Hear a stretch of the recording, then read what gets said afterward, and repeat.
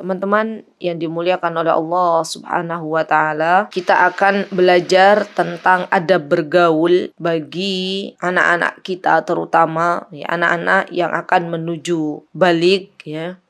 Sehingga ketika kita membekali mereka dengan ilmu bagaimana bergaul, baik itu bergaul dengan kawan sebayanya, baik itu bergaul dengan orang yang lebih tua, baik itu bergaul dengan orang yang lebih kecil, baik itu bergaul dengan lawan jenis. Mudah-mudahan ini menjadi bekal bagi anak-anak kita. Sedikit insya Allah saya akan memaparkan bagaimana kita berdiskusi dengan anak-anak kita mengenai adab bergaul dengan teman, terutama anak-anak kita yang akan memasuki masa-masa baligh. Karena biasanya anak-anak kalau di usia-usia belasan tahun tuh sudah mulai lebih dekat dengan kawannya daripada dengan orang tuanya. Maka kita berikan ilmu kepada anak-anak kita, dan ini termasuk dari tarbiyah jinsiyah ya, adab bergaul. Berikan ilmu kepada mereka, nak ya, ketika kamu mengambil sebuah teman, artinya kamu sedang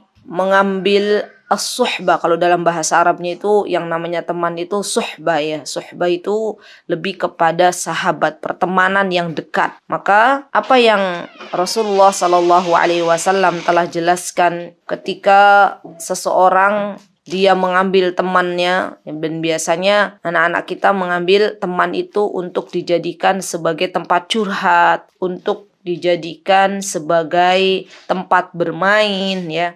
Dan subhanallah ini sangat-sangat dekat sekali. Kita katakan bahwasanya Rasulullah SAW mewanti-wanti dalam hadisnya, apa kata beliau? Al-mar'u ala dini khalilih falyandur ahadukum man yukhalil. Kita katakan kepada anak-anak kita, nak, kata Rasulullah SAW, hati-hati dalam memilih teman. Karena yang namanya teman ya, seseorang itu bergantung pada agama temannya. Maka siapa yang dijadikan teman? Orang kalau melihat dirimu seperti apa, itu bisa melihat dari kawanmu. Karena apa yang ada dalam dirimu, nak, itu persis yang ada dalam diri temanmu. Dan kita katakan kepada anak-anak kita bagaimana mencari teman yang solihah. Kalau anak kita perempuan. Kalau anak kita laki-laki, bagaimana mencari teman yang solih. Ini perlu agar anak-anak kita bisa memilah dan memilih mana yang dijadikan sebagai sahabat, mana yang dijadikan sebagai teman biasa. Karena ini sahabat loh. Sahabat itu lebih dekat daripada kawan. Dan jangan ambil sahabat orang-orang yang fasik. Jangan ambil orang-orang yang fasik. Karena pastinya orang yang fasik itu dia adalah orang yang senantiasa berbuat dosa. Senantiasa terus-menerus meremehkan perbuatan maksiat kepada Allah Subhanahu wa ta'ala. Dan Allah Subhanahu wa ta'ala yang melarang kita semuanya untuk bergaul dengan orang-orang fasik. Subhanallah. Maka jangan kau ambil sahabatmu orang-orang fasik. Karena kelak ketika kau ambil sahabatmu dari kalangan orang-orang fasik, maka ibu takutkan kamu akan terjerumus dan terbawa dengan kawanmu yang fasik gitu ya. Kita sebutkan seperti itu kepada anak-anak kita. Kemudian kita juga mengatakan kepada anak-anak kita, nak, kalau cari teman itu, nak, cari sahabat itu, carilah sahabat yang baik agamanya, yang baik agamanya, yang baik akhlaknya. Karena ketika seseorang itu subhanallah dia memiliki akhlak yang baik, itu adalah cerminan dari hatinya. Subhanallah. Dan biasanya kalau anak-anak kita memiliki sahabat yang baik akhlaknya, maka itu akan terlihat jelas dalam perilaku anak-anak kita. Ya, jadi perubahan yang sangat drastis ya ketika anak-anak kita ya memiliki sahabat-sahabat yang salih, yang baik agamanya, yang baik akhlaknya. Masya Allah. Nah, ini diantara adab dalam bergaul, dalam memilih teman. Kemudian nanti kita juga katakan kepada anak-anak ya, ketika kamu punya sahabat, maka jaga sahabatmu, hormati sahabat, jangan menyakiti sahabatmu. Karena ketika engkau diberikan sahabat oleh Allah Subhanahu wa ta'ala dengan sahabat yang baik, dan kamu tidak bisa menjaga pergaulanmu dengannya, tidak bisa menghormati apa yang ada dalam dirinya, maka dengan mudah dia akan melepaskanmu.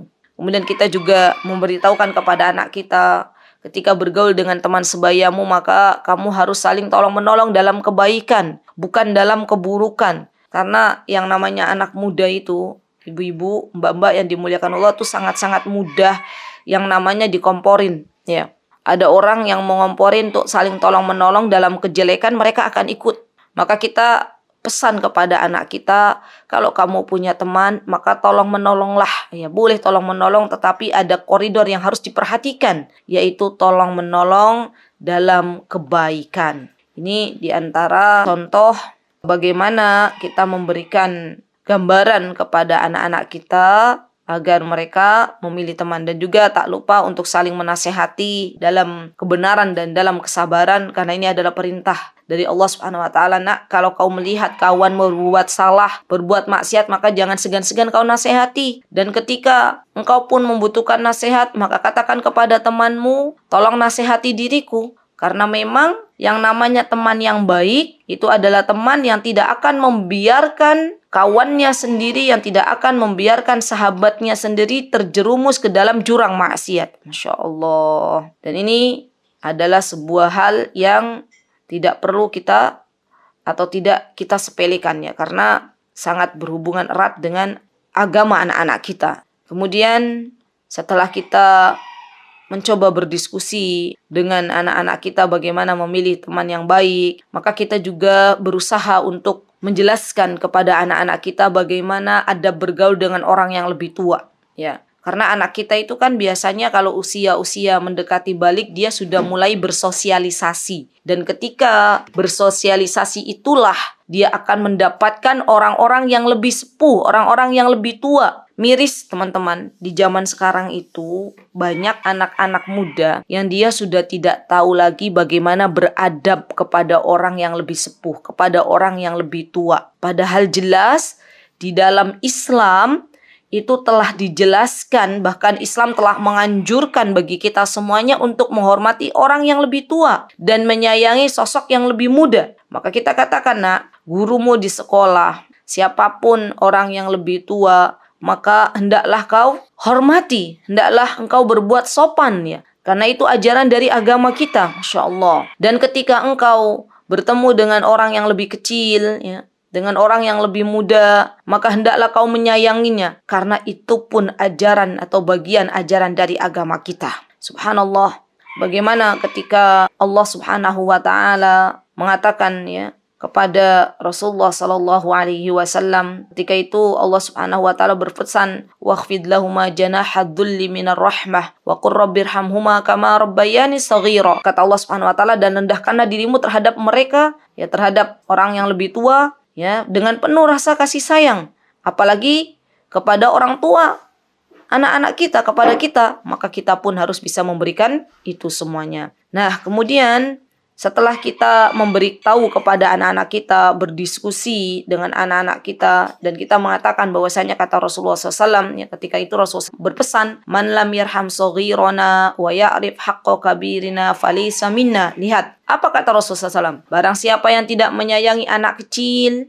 barang siapa yang tidak mengenali hak orang tua yang lebih sepuh, yang lebih tua usianya, maka ia bukan termasuk golongan dari kami. Subhanallah. Saya bisa membayangkan, ya ibu-ibu, teman-teman, kalau semua dari kita itu bisa mengajarkan adab-adab bergaul kepada anak-anak kita, terutama kepada orang yang lebih tua, maka anak-anak kita menjadi anak-anak yang dia mengerti betul bagaimana ketika dia berjumpa dengan orang tua, apa yang harus dilakukan, dia mengerti. Masya Allah. Nah, dia juga akan mengerti dan dia akan menyayangi ketika dia bergaul dengan orang yang lebih muda. Masya Allah. Dan ini merupakan tugas kita semuanya untuk menjelaskan kepada anak-anak kita. Kemudian yang ketiga dalam adab bergaul adalah bergaul dengan lawan jenis. Ya, ini penting banget nih bagi anak-anak yang mendekati balik. Maka subhanallah kita harus mengajarkan ini. Jadi subhanallah, nak, ternyata di dalam Islam itu kita katakan alhamdulillah kita memeluk agama Islam, dan di dalam Islam itu diatur seluk-beluk semua aspek kehidupan manusia. Di antaranya juga diatur bagaimana pergaulan antara lawan jenis. Ketika anak-anak kita mengerti bagaimana adab-adabnya ketika berjumpa dengan lawan jenis, teman-teman, maka anak kita akan lebih mudah untuk tidak terjerembab ke dalam jurang maksiat, yaitu pacaran. Karena yang namanya anak-anak muda itu biasanya kalau misalnya dia melihat kawannya berpacaran, maka dia pun akan berpacaran. Dan kita katakan bahwasanya di dalam Islam itu ada peraturan-peraturan, ada aturan-aturan yang telah dijelaskan oleh Rasulullah Shallallahu Alaihi Wasallam. Di antaranya, ya, ketika engkau berjumpa dengan lawan jenismu, maka di antaranya kau tundukkan matamu. Nah, ini kita sudah belajar bagaimana menundukkan pandangan kemarin ya, Masya Allah. Dan di antaranya di dalam Islam itu yang namanya bergaul antara lawan jenis, ketika kau berjumpa dengan lawan jenismu, maka engkau tidak berdua-duaan. Atau biasanya dalam Islam disebut dengan khulwah. Ya, khulwah itu adalah berdua-duaan karena dilarang oleh Rasulullah Sallallahu Alaihi Wasallam. Ya, kalau misalnya kamu punya temanmu, kita punya anak perempuan, temanmu laki-laki, maka jangan berdua-duaan dengan laki-laki yang bukan mahrammu. Karena kata Rasulullah SAW, kata beliau, la yahluwanna ahadukum bimra'atin fa inna syaitan salisuhuma. Kata Rasulullah SAW, janganlah salah seorang di antara kalian berduaan. Ya, berduaan kalau anaknya laki-laki dengan seorang wanita. Kalau anaknya perempuan dengan seorang laki-laki yang bukan mahramnya. Karena setan adalah orang yang ketiganya. Masya Allah. Coba lihat. Kita ketika berbicara dengan anak kita itu lihat, kalau kamu berdua-duaan dengan lawan jenismu, mungkin pertamanya kamu akan malu-malu. Misalnya, tidak mau memegang tangan lawan jenismu. Tapi kalau itu dibiarkan, lama-kelamaan setan akan terus mengganggu. Lama-kelamaan kamu tidak segan untuk memegang lawan jenismu. Dan kalau sudah memegang lawan jenismu, sudah berani menjaga atau memegang lawan jenismu, maka ketika itu bisa jadi yang berdua-duaan itu nanti akan terjerembab ke dalam jurang perzinahan. Na'udzubillah tsumma na'udzubillah. Kemudian kita katakan juga kepada anak-anak kita bahwasanya di dalam adab bergaul ya, dengan sesama lawan jenis, di antaranya adalah atau adanya larangan untuk yang namanya ikhtilat. Kalau tadi khulwah itu berdua-duaan, kalau ikhtilat ini bercampur baur. Jadi bercampur baur antara laki-laki dan perempuan. Ini antara laki-laki dan perempuan yang bukan mahramnya. Karena teman-teman, subhanallah, yang namanya ikhtilat antara laki-laki dan perempuan yang bukan mahramnya, ini di antara cara iblis untuk bisa mengganggu anak Bani Adam agar terjatuh ke dalam kemaksiatan kepada Allah Subhanahu wa Ta'ala. Subhanallah. Dan ikhtilat ini ya, bercampur baur antara laki-laki dan perempuan itu ada keadaan-keadaan tertentu. Di antaranya teman-teman, terkadang ada laki-laki dan perempuan itu mereka bercampur baur dalam misalnya dalam satu ruangan ya untuk bersekolah. Yang dia merasa risih ketika harus bercampur dengan lawan jenisnya dalam satu ruangan. Karena dia tahu ilmunya bahwasanya yang namanya bercampur baur itu tidak boleh. Maka kalau demikian ya, kalau bisa kita pilih sebuah sekolah untuk anak-anak kita, ibu-ibu, yang memang sudah memisahkan antara laki-laki dan perempuan. Jadi nanti ketika misalnya kita sudah memilih dari awal, itu anak-anak kita akan lebih mudah ya ketika mereka harus bergaul dengan lawan jenis, karena yang laki-laki, yang perempuan. Mereka baru tahu ilmunya bahwasanya yang namanya percampur bauran antara laki-laki dan perempuan yang bukan mahram itu adalah sesuatu yang dilarang di dalam agama kita. Maka yang bisa adalah meminimalisir untuk tidak sampai atau tidak sering-sering bercampur baur. Jadi seperlunya saja. Kalau misalnya memang harus belajar di tempat yang sudah misalnya, kalau bisa keluar ya keluar, kalau enggak bisa berarti meminimalisir untuk jangan sampai keseringan bercampur baur. Atau misalnya nih teman-teman juga ya, dalam keadaan misalnya di masjid ya, di masjid ada perempuan pengen ke masjid tuh, kan enggak apa-apa, perempuan boleh sholat di rumahnya itu lebih baik ya, lebih baik, boleh. Tapi kalau sampai misalnya dia pengen ke masjid, maka kita juga ambil soft di tempat perempuan, jangan sampai bercampur baur dengan soft laki-laki. Atau misalnya di toko-toko atau di warung-warung ketika kita di situ ada laki-laki ya, maka kita tunggu sebentar, tunggu jeda sebentar, biarkan laki-laki menyelesaikan transaksinya terlebih dahulu ya, rombongan laki-laki itu baru kemudian setelah mereka selesai baru kemudian kita bertransaksi ya.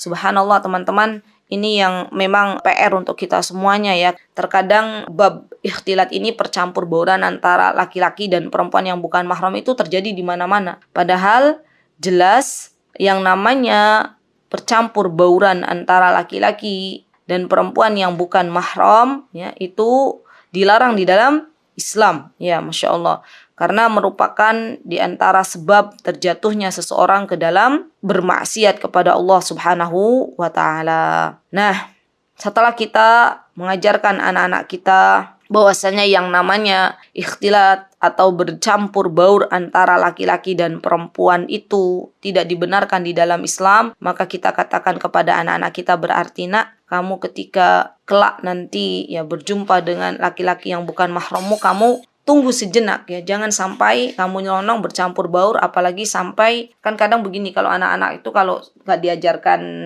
adab seperti ini, maka dia seenaknya saja, ada rombongan laki-laki, anak kita perempuan sudah nggak ada lagi rasa malu, dia berkumpul bareng ya. Maka ini penting sekali untuk kita ajarkan karena bekal untuk anak-anak kita.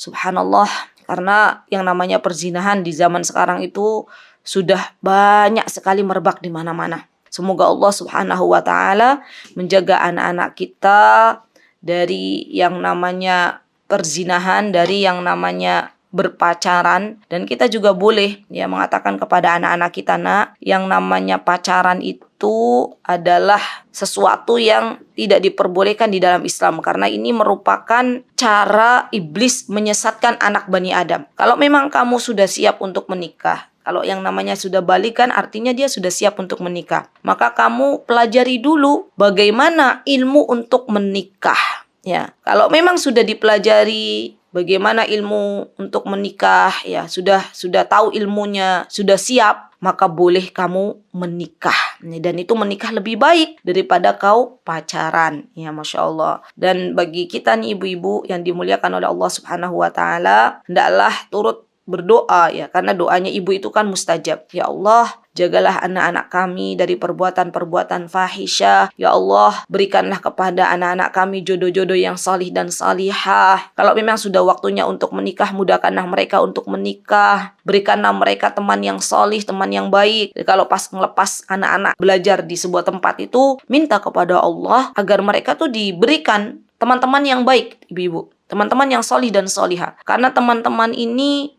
akan banyak mempengaruhi anak-anak kita. Dan saya pernah menemukan di sebuah pondok pesantren ketika mengajar di Yogyakarta ya, di boarding school, itu ada anak-anak yang awalnya dia baik, saya tahu, saya kenal di kelas 10, itu awalnya tuh baik, saya paham, saya tahu. Di kelas 2 dia sudah mulai duduk itu kalau di kelas tuh di belakang, udah mulai bergaulnya dengan anak-anak yang heboh, yang akhlaknya luar biasa, aneh-aneh gitu ya. Dan saya sudah mencium kenapa dia kok bisa bergaul dengan dia ya, dan ternyata benar ketika dia bergaul dengan fulanah itu yang akhlaknya luar biasa ya, tidak baik, maka dia pun akan terkena imbasnya. Masya Allah. Jadi ibu-ibu kalau punya anak di pesantren, terutama nih ya, karena mereka kan jauh dari kita, tidak bertemu dengan kita setiap hari, kita boleh berpesan dalam adab bergaul, nak, kamu cari teman yang baik, kamu cari sahabat yang baik, karena ibu akan lebih suka ketika kamu itu mendapatkan teman yang baik. Karena teman yang baik, sahabat yang baik itu akan mempengaruhi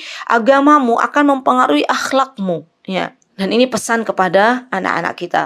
Dan bersyukurlah kepada Allah Subhanahu wa taala manakala Allah telah memberikan petunjuk kepada kita semuanya untuk dimudahkan menempatkan anak-anak kita di sebuah tempat belajar yang memang sudah dipisah antara laki-laki dan perempuan yang bukan mahramnya. Itu merupakan sebuah pertolongan dari Allah Subhanahu wa taala. Teman-teman yang dimuliakan oleh Allah Subhanahu wa taala, itu yang bisa saya sampaikan dalam kesempatan yang berbahagia ini. Dan jika ada yang benar, datangnya dari Allah Subhanahu wa taala. Jika ada yang salah, datangnya dari saya pribadi, saya mohon maaf yang sebesar-besarnya. Aqulu qauli hadza wastaghfirullah li wa lakum wa akhiru da'wana anil hamdulillahi rabbil alamin.